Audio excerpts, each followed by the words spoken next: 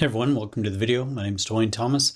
I'm the author of Visual Latin and Word Up. You can find those linked down below. We've been reading through Asterix, the Gaul together, and we've been looking at all the different characters. Now we're actually getting into the story. So the story begins with these Roman soldiers up here, and they are marching in a line. They have been in battle. You can see the determined look on his face here. They all have spears in their hands, and they all are carrying shields. On the ground here, you can see a broken spear, a broken sword, and two helmets. And these are not the helmets of the Romans. You can see all the Romans are wearing the same type of helmet. And these helmets on the ground have feathers in them, or horns in them. So these are the helmets of Gallic soldiers, the helmets of the ancient Gauls.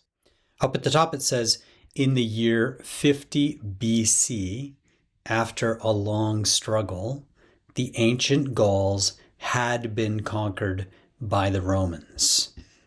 So it's the year 50 BC. BC stands for before Christ. So this is 50 years before the birth of Christ, and Julius Caesar and the Romans invaded ancient France, which back then was called Gaul. After a long struggle, the ancient Gauls had been conquered by the Romans. To struggle is it can mean to fight in English. It means to have a difficulty with something. So if you struggle with math in school, you're having a hard time with math, you're having a difficult time. But also two armies can struggle with one another. So the Romans and the ancient Gauls, they're struggling with each other. The Romans are trying to come into ancient Gaul, to invade ancient Gaul, and the ancient Gauls do not want the Romans in there, so they are struggling with the Romans. They're trying to push them out. They don't want them in ancient Gaul.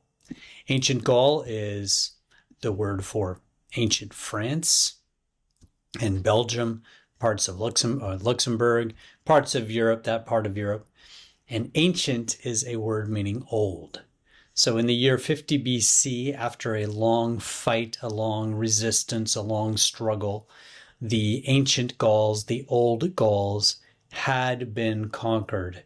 If someone conquers your country, that means someone else takes your country over. In this case, the Romans took over ancient France. They took over ancient Gaul. They invaded and conquered the Gauls, and the Gauls had been conquered by the Romans. So the Gauls, this is the subject of the sentence, they had been conquered.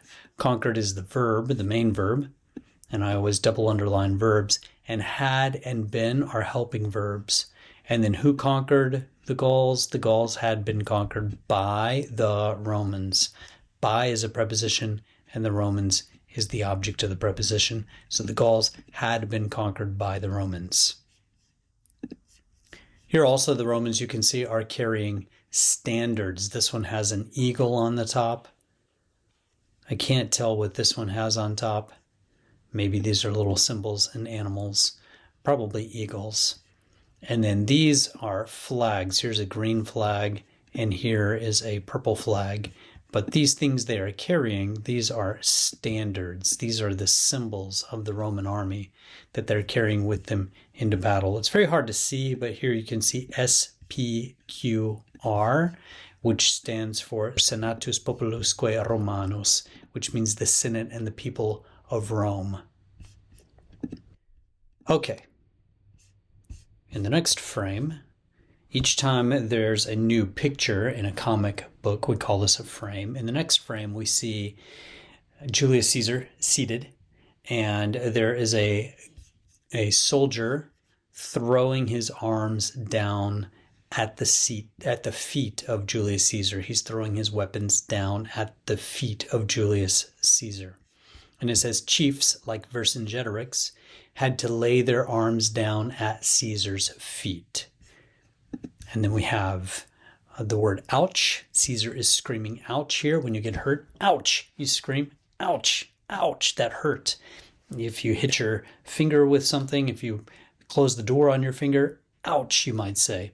That is a word we use in English to talk about, to express our pain. And then we have this sound down here of all of the weapons coming into a pile at the same time.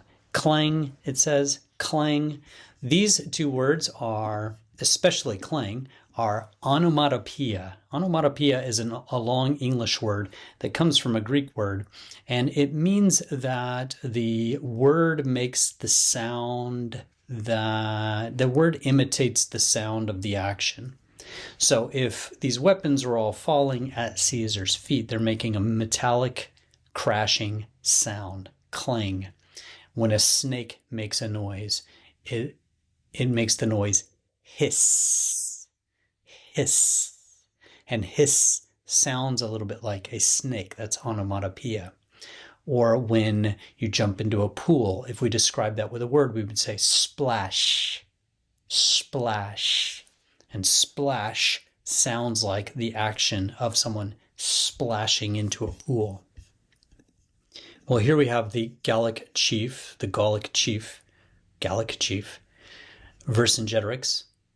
And he's laying his weapons down, he's throwing his weapons down at Caesar's feet. This is a symbol that means he is surrendering. Julius Caesar won, the Romans won, and Vercingetorix is giving up, he's quitting, he's surrendering, he is yielding to Julius Caesar. He is admitting that Julius Caesar and the Romans won, and he's throwing his weapons down at his feet. Here we have a sword, a shield, an axe or a hatchet. Here we have a helmet. There's a spear here, another shield down here. And Julius Caesar is in pain because these weapons are landing at his feet.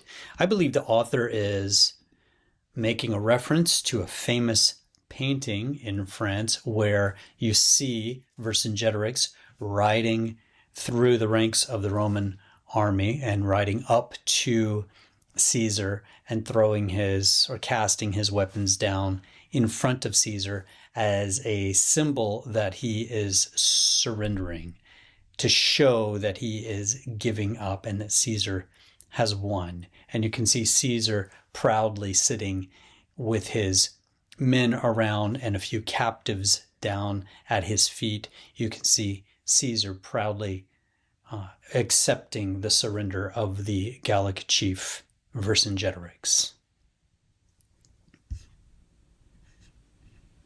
Okay, I think we'll stop there for now. I'm going to try to keep these videos kind of short, and I will see you guys in the next video. Thanks for watching.